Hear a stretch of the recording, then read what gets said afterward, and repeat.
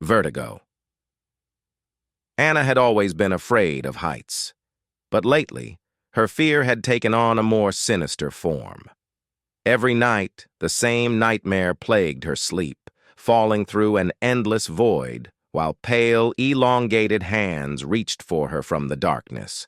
She would wake up screaming, her sheets soaked with cold sweat, the echo of otherworldly whispers still ringing in her ears.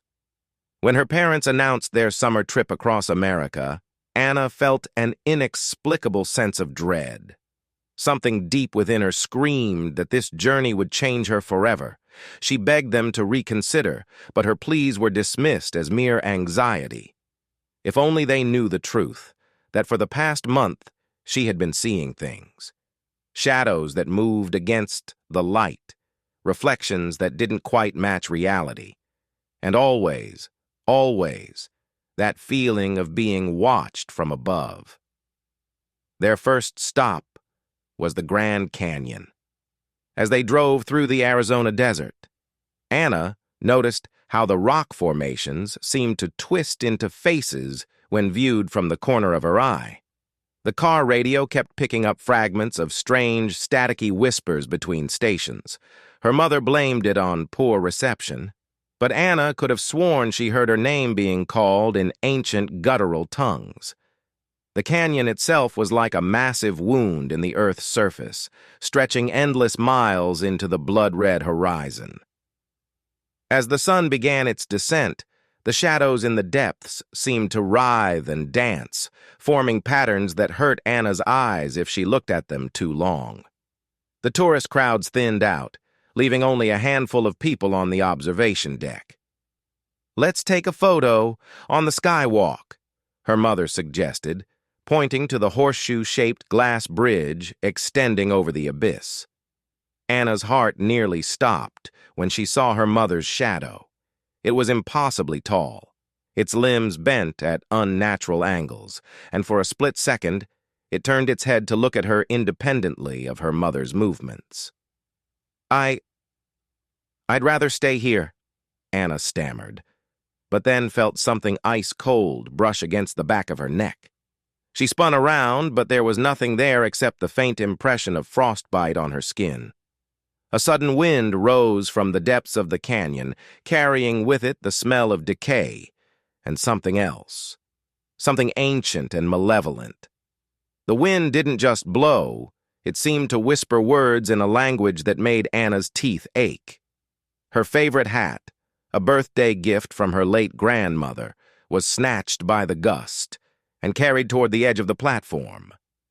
Without thinking, Anna lunged for the hat, her feet carrying her onto the glass walkway. As her fingers closed around the brim, she found herself frozen in place, staring down through the transparent floor. What she saw made her blood run cold. Her reflection in the glass was wrong, terribly wrong. While she stood paralyzed with fear, her mirror image moved independently, its face contorted in a silent scream, fingers elongated into claws that scraped against the underside of the glass. Behind it, in the depths of the canyon, massive shapes shifted in the growing darkness, their movements too deliberate to be shadows of clouds. Panic seized her as the first crack appeared in the glass beneath her feet. It wasn't the sharp sound of breaking glass, but rather a wet, organic noise, like something hatching. The crack spread in a pattern that seemed to form ancient symbols, pulsing with a sickly green light. Each pulse sent waves of whispers through Anna's mind, speaking of ancient things buried in the depths of the earth, of sacrifices and returns, of a destiny written in stone long before her birth. She tried to move, but something held her ankles in an iron grip. Looking down, she saw hands, dozens of them, pressing against the other side of the glass, their fingers leaving frost patterns that crystallized into more of those maddening symbols. The whispers grew louder, and in the canyon below, the darkness began to take shape, rising like a tide of shadows. Anna Elizabeth Morrison, A voice behind her spoke her full name, a name she had never told anyone, the name written only in an old family Bible. A hand gripped her shoulder, and she found herself staring into the face of an elderly security guard.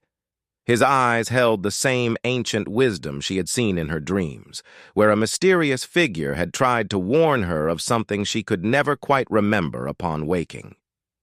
"They have waited centuries for you," the guard said, his voice carrying harmonics that made Anna's vision blur. "The old ones remember when your bloodline sealed them away. They've been calling you here, drawing you to the heights you fear, hoping your fall would break the final seal." His eyes flickered with silver light as he stomped his foot on the glass. The symbols vanished, and the hands withdrew into the darkness, but Anna could still hear their scratching beneath her feet. That night, in their hotel room, Anna lay awake, listening to the voices that whispered through the air conditioning vents. "You cannot escape your heritage," they hissed. "The pact must be honored. The gates must be opened." The shadows in the corners of the room grew deeper, and sometimes she caught glimpses of things crawling along the ceiling, always disappearing when she tried to look at them directly. The next day, they visited the Empire State Building. Standing on the observation deck, Anna realized she no longer feared heights. She had seen what lurked in them, and mere distance from the ground seemed trivial in comparison. In the reflection of the safety glass, she saw the old guard standing behind her. But when she turned, there was only empty air and the lingering scent of ancient stone. Her fear of heights had been replaced by a deeper understanding of why humans instinctively fear high places. It's not the fall that terrifies us, but the knowledge that something might reach out and pull us down. Now Anna wakes every night at 3:33 a.m., feeling cold fingers tracing the patterns of those ancient symbols on her face. Her reflection smiles at her when she doesn't, and sometimes she catches it studying her with hungry eyes. The worst part isn't the nightmares or the whispers, or even the things she sees moving in mirrors. It's the growing certainty that the next time she stands at the edge of a great height, she'll finally understand what those symbols meant. And perhaps, just perhaps, she'll spread her arms wide and step forward, answering the call that has echoed through her bloodline for generations. After all, as the old guard had said, they couldn't have her yet. But yet is a word that holds both promise and threat. And Anna knows that somewhere in the depths of the Grand Canyon, in the spaces between shadows, they are waiting. Waiting and growing stronger with each passing day.